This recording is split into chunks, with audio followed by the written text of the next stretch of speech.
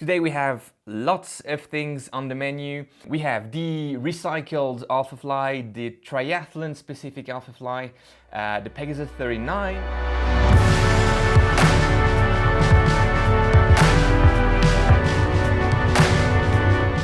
Hey everyone, and welcome back on the channel. My name is Alex. Today is another episode of our Rumor Decoder series, a series in which we try to analyze all the new rumors and all the photos that leaked on social media about upcoming releases.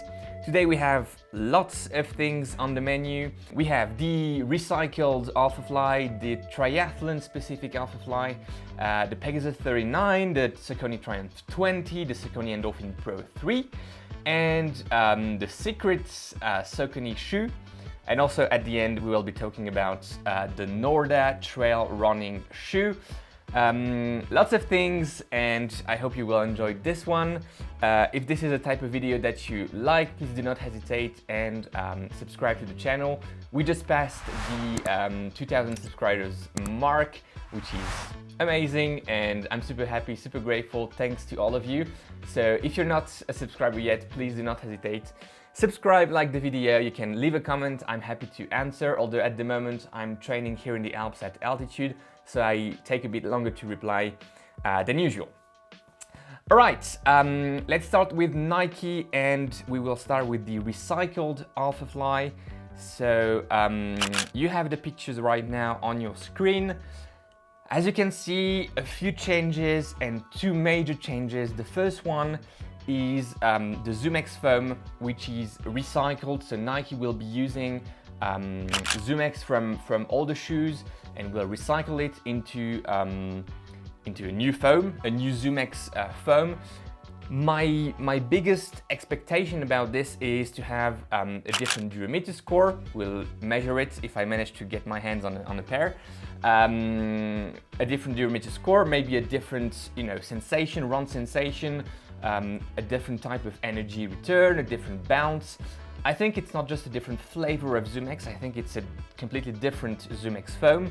And as you can see on the close-up view here, it really looks very different, and I expect it to be maybe even softer than the sensation of regular ZoomX, and softer also on the durometer scale. Remember, ZoomX is actually quite high and quite firm on the scale.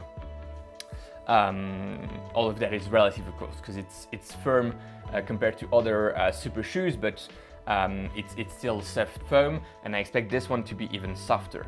Second big update on this one is the upper, which is fly print. Just like on the very early days prototypes of the Vaporfly, fly print is supposed to be even lighter and more resistant than let's say, for instance, atom knits that we had on the first Alphafly. So this is not Alphafly 2, but it's a special version of V1. I suppose this will be more expensive than the regular Alphafly, and also the quantities may be limited. So I'm not sure we'll manage to have one, but we'll see. The second one is the triathlon specific Alphafly. It's not a specific shoe in the sense that it's not going to be, in my sense, commercialized as a different model. It's just a custom shoe that was made for the purposes of an Ironman Copenhagen last weekend, and it was worn by Cameron Worth, the Australian triathlete who actually managed to win Ironman Copenhagen with a course record of 7 hours and 46 minutes. Amazing performance. He ran a 2:49-2:50 marathon, I think, if I remember well.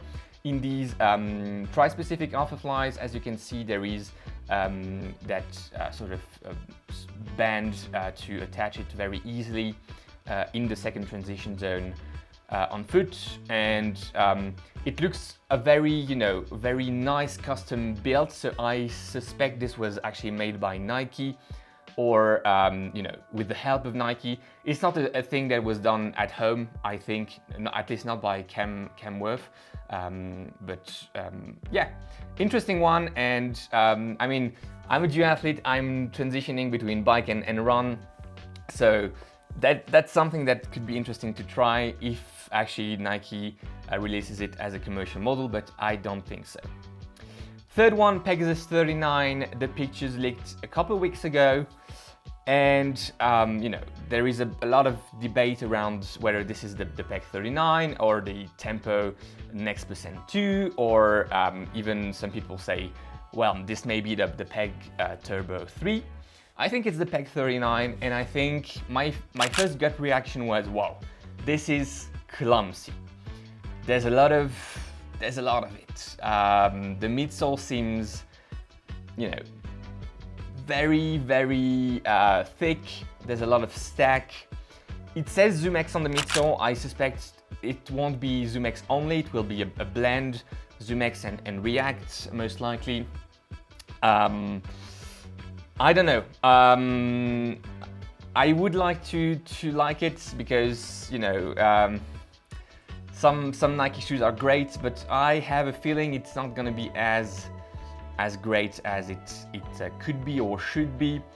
ZoomX on a Pegasus, why not? But I think that's not the purpose of ZoomX. So, you know, I'm a bit hesitant on this one. The outsole is reminiscent of the Invincible one, albeit that this one has a groove in the middle.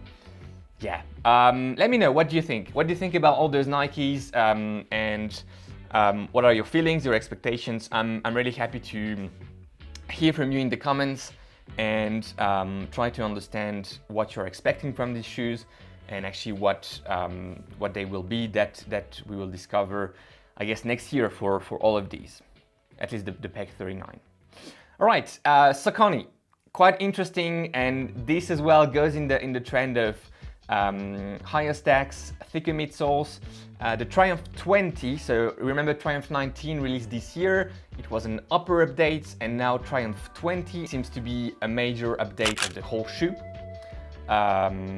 Different midsole geometry, different, so it's still Power Run Plus, I think, if I'm not mistaken. Yes, it's still Power Run Plus, no Power Run PB. And the upper looks nice, the heel color looks really plush here on that picture. But yeah, again, more stack and a clumsy shoe. But this one, interestingly, I'm more excited, I think, about than the Peg 39. Again, that's just, you know, my gut feeling, and maybe it won't be as great as it looks, and maybe the Peg 39 will be amazing. I have no idea. I'm just sharing, you know, the pictures and reacting to them, trying to give you my impressions. But interesting, and I think this will be a shoe that we will be reviewing on the channel. At least I hope so. Saucony Endorphin Pro 3, and this is just an assumption because nothing says it's actually the Endorphin Pro 3. It was spotted at a race near Boston in the US, I think 10 days ago. I'm putting the credits for all the pictures because none of them are by me, so I'm putting all the credits on your screen so you can go and find them yourself if you want. This looks interesting as well. It may be the Endorphin Pro 3, maybe the Endorphin Speed 3, but Pro is more likely for, you know, it was being used at a race, so I believe it's the Pro. Interesting colorway, New Balance RC Elite V2 style, I'd say. And same here, I would say there is more stack compared to the Endorphin Pro 1 and 2. The heel looks a bit different as well, and yeah, the geometry looks different. The geometry of the midsole looks different. There's that type of, you know, flare in the heel, and maybe a bit more rocker as well. Hard to say from the pictures, but very interesting to follow this one. It looks also a bit like the Triumph 20. I don't think it's the Triumph 20, but you know, Saucony may be coming up with a new geometry for their midsoles, and that would be both on the Triumph line and on the Endorphin line. Who knows? But this is very interesting. All right, and last but certainly not least, from Saucony, the secret Saucony shoe.